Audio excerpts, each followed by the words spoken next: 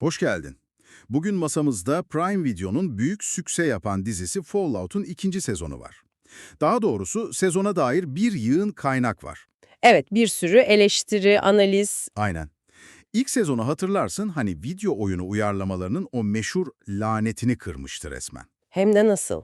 Şimdi ise elimizdeki notlara bakınca ortaya ilginç bir tablo çıkıyor. Herkes ikinci sezonun çok daha büyük, daha cesur olduğu konusunda hemfikir. Ama Ama bu büyüklük her zaman iyi bir şey mi? İşte orası biraz tartışmalı. tam da bu. Görevimiz de bu farklı görüşleri senin için bir araya getirmek, damıtmak. Bu sezonu bazı bariz kusurlarına rağmen bu kadar konuşulur kılan ne? Dizinin kalbi nerede atıyor, kimler parlıyor ve bu iddialı genişleme hikayenin geleceği hakkında bize ne fısıldıyor? Kısacası Volt kapısını bir aralayıp çorak toprakların bu yeni köşesine birlikte adım atalım diyoruz. Harika fikir. O zaman en temel sorudan başlayalım. Dizi hala o ilk sezondaki büyüsünü koruyor mu? Kaynakların ortak noktası şu, dizinin o kendine has DNA'sı yerli yerinde. O tuhaf kara mizah, ani şiddet patlamaları ve şaşırtıcı derecede dokunaklı anlar arasındaki denge yani. Aynen. Fallout ruhu dediğimiz şey capcanlı ama sanki biraz daha kalabalık bir bedene sıkışmış gibi. Nasıl yani? Okuduğumuz analizlerden birinde çok güzel bir tabir kullanılmış. İkinci sezon sendromunun soylu bir örneği. Oho, iddialı. Evet, bununla kastedilen şey şu, hikaye artık tek bir merkezden ilerlemiyor, adeta dörde bölünmüş durumda. Bir yanda Lucy ve Ghoul, New Vegas'a doğru babaları Hank'i takip ediyor. Bu zaten başlı başına bir sezonluk malzeme. Sadece o olsa iyi, aynı anda Maximus var, o teknolojiye tapan çelik kardeşliği içinde kendi güç mücadelesini veriyor. Bunda Lucy'nin kardeşi Norm var. Vault 31'in o klostrofobik koridorlarında Vault'tekin karanlık sırlarını çözmeye çalışıyor. Ve tabii tüm bunları kesip bizi geçmişe götüren Cooper Howard sahneleri, bombalar düşmeden hemen öncesine. İşte bu kadar çok cephede birden savaşınca özellikle ilk birkaç bölümün biraz dağınık hissettirdiğine dair ciddi bir fikir birliği var. Tempo biraz düşük kalmış. Bir eleştirmen şey demişti, dizi o kadar çok hikaye tohumu ekiyor ki hangisinin filizleneceğini beklerken sabrınız sınanabiliyor. Çok doğru bir tespit. Bu da izleyicide ister istemez şu an hangisi önemli, kimi takip etmeliyim sorusunu doğuruyor. Peki bu bir zayıflık mı sence yoksa bilinçli bir tercih mi? İlginç bir görüş var bu konuda. Dizinin yayınlanma stratejisinin bu durumu kurtarabileceği söyleniyor. Yani haftalık yayınlanması mı? Ama haftalık format izleyiciye sindirmek için zaman tanıyabilir. Mantıklı. Her bir hikayeye odaklanmak için bir haftan oluyor. Aynen. Norm'un Vault'taki o gerilim dolu araştırmasını bir hafta düşünüp, sonraki hafta Lucy ve Ghoul'un aksiyonuna odaklanmak. Bu parçaları daha iyi yerine oturtabilir. Peki bu kadar çok cephe varken izleyicinin tutunacağı bir dal olması lazım. Sanırım kaynaklar o dalın kim olduğu konusunda hemfikir. Hem de nasıl? Neredeyse istisnasız herkes o tutunacak dalın Lucy ve Ghoul'un zoraki yol arkadaşlığı olduğunu söylüyor. Resmen tüm bu kaosun ortasında atan kalp gibiler. Atan kalp tanımı o kadar sık kullanılmış ki klişe olmaktan çıkıp bir gerçeğe dönüşmüş resmen. Çünkü ilişkileri artık ilk sezondaki gibi değil. O basit usta çırak dinamiği bitmiş yani. Çok ötesine geçmiş, artık bu alaycı Ghoul'un saf Vault sakinini hayata hazırladığı tek yönlü bir ders değil, analizler bunun tam anlamıyla eşit bir ortaklığa dönüştüğünü vurguluyor. Birbirlerini değiştiriyorlar. İşte bu değişim çok ilginç. Lucy karakteri için bu ne anlama geliyor? Artık o ilk sezondaki herkese iyi davranalım diyen iyimser kız değil mi? Hiç değil. Kaynaklar onun bir çöl savaşçısına dönüştüğünü, hayatta kalmak için giderek Ghoul'un metotlarını benimsediğini söylüyor. Vahşileşiyor yani biraz. Evet, hatta bir makalede altı çizilen çok çarpıcı bir sahne var. Uyuşturucunun etkisindeki Lucy'nin gözünü kırpmadan tetiği çeken bir Ghoul avcısına dönüştüğü an. Vay be. İlk sezondaki o naif karakterden ne kadar uzağa savrulduğunun kanıtı gibi. Kesinlikle. Bu artık bir hayatta kalma hikayesi değil, bir dönüşüm hikayesi onun için. Peki, madalyonun diğer yüzü. Ghoul'da bir değişim var mı? O kadar sert bir kabuğu var ki. İşte en ilginç kısım da bu.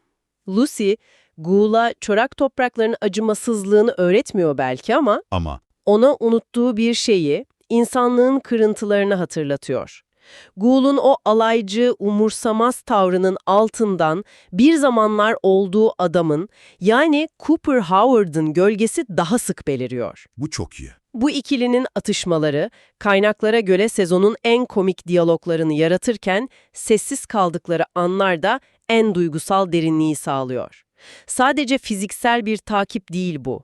Birbirlerinin ruhlarını yonttukları bir yolculuk. Ve tabii bu karakterleri hayata geçiren performanslar, Walton Goggins'in adı her eleştiride spot ışıkları altında. Başka türlüsü düşünülemezdi zaten. Özellikle savaş öncesi geçmişi gösteren sahnelerdeki Cooper Howard rolüyle. Evet, o sahneler. Goggins'in performansı için çarpıcı, yürek parçalayıcı ve hatta tüm dizinin arkasındaki itici güç gibi ifadeler kullanılıyor. O sahneler olmasa, Ghoul sadece karizmatik ama içi boş bir antikahraman olabilirdi belki de. Kesinlikle, ama Cooper'ın ailesini korumak için nasıl yavaş yavaş ahlaki pusulasını kaybettiğini gördükçe Ghoul'un bugünkü her acımasız eyleminin altındaki trajediyi anlıyorsun. O sahnelerde Justin Theron'un canlandırdığı Mr. House karakteri de kilit bir rol oynuyor galiba. Hem de nasıl?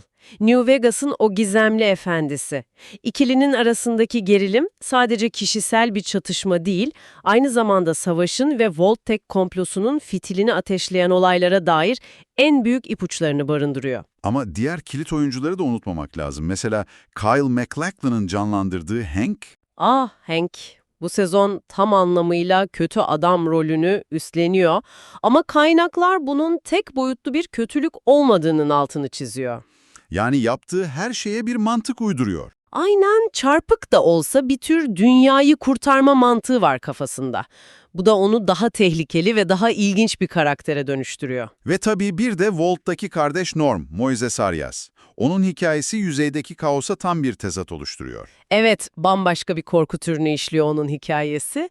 Yüzeyde fiziksel anarşi varken Vault 31'de düzen ve kontrolün yarattığı klostrofobik bir paranoya var. Aslında Fallout'un temel felsefesini sorgulatıyor, değil mi? İnsanlığı kurtarmak için her şeyi feda eden sistemin kendisi mi?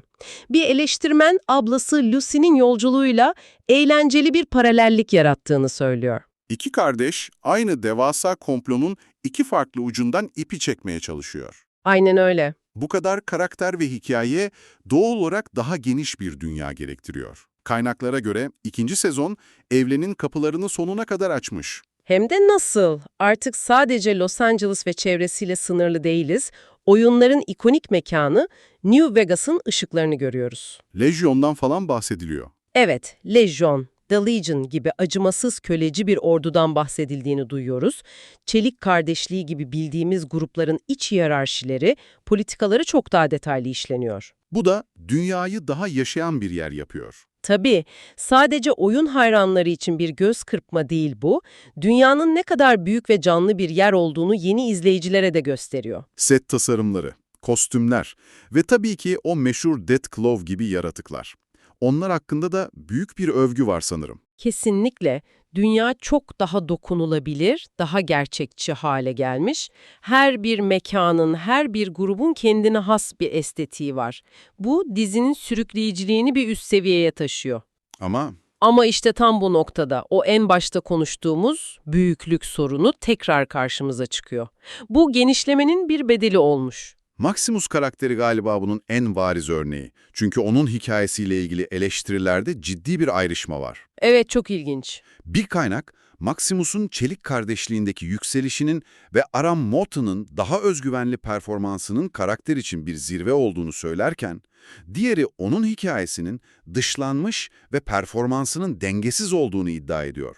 Nasıl olabilir bu? İşte meselenin özü bu. Kaynakların işaret ettiği şey şu, Maximus'un hikayesi kötü değil, sadece boğuluyor. Diğer hikayelerin arasında mı kaynıyor? Tam olarak Çelik kardeşliğinin iç politikası o kadar karmaşık ve o kadar çok yan karakterle dolu ki, Maximus'un kişisel yolculuğu bu büyük makinenin içinde küçük bir dişli gibi kalıyor. Anladım. Bir yanda Lucy ve Ghoul'un o epik yolculuğu varken, Maximus'un bir toplantı odasındaki güç mücadelesi ister istemez biraz sönük kalabiliyor. Hikayesi kaybolmuyor ama diğerlerinin yanında sesini duyurmakta zorlanıyor. Aynen öyle. Volt'taki Norm'un hikayesi içinde benzer bir durum söz konusu sanırım. İleride çok büyük bir yere bağlanacağı belli Ama çorak topraklardaki o yüksek tempolu aksiyonun yanında Volt'taki yavaş ilerleyen dedektiflik hikayesi zaman zaman daha az çekici olarak nitelendirilmiş. tempo sorunun en net görüldüğü yer. Kesinlikle. Bir sahnede Lucy ölümcül bir yaratıktan kaçarken, bir sonraki sahnede Norm'un bir bilgisayar terminalinde eski dosyaları okuduğunu görüyorsun. Geçişler biraz sarsıcı olabiliyor. Belki de daha fazla bölüme ihtiyaçları vardı. Eleştirmenlerin ortak kanısı da bu yönde. 8 bölüm bu kadar çok hikaye kolunu dengeli işlemek ve her birine hak ettiği duygusal derinliği vermek için biraz yetersiz kalmış. Okey, o zaman büyük resmi birleştirelim. Fallout'un 2. sezonu elimizdeki tüm bu materyallere göre son derece iddialı, gözü pek bir devam sezonu. Hı. İlk sezonun en sevilen unsurlarını, özellikle Lucy ve Ghoul'un kimyasını ve Walton Goggins'in o muazzam performansını alıp daha da ileri taşıyor, evrenini de heyecan verici yollarla genişletiyor. Ama bu cüretkarlığın bir faturası var. Dizi o kadar çok hikaye anlatmaya çalışıyor ki bazen nefesi kesiliyor. İşte o zaman da tempo sorunları başlıyor ve Maximus'un ya da Volt'taki olayların ana hikayenin gölgesinde kaldığını hissediyorsun. Aynen öyle.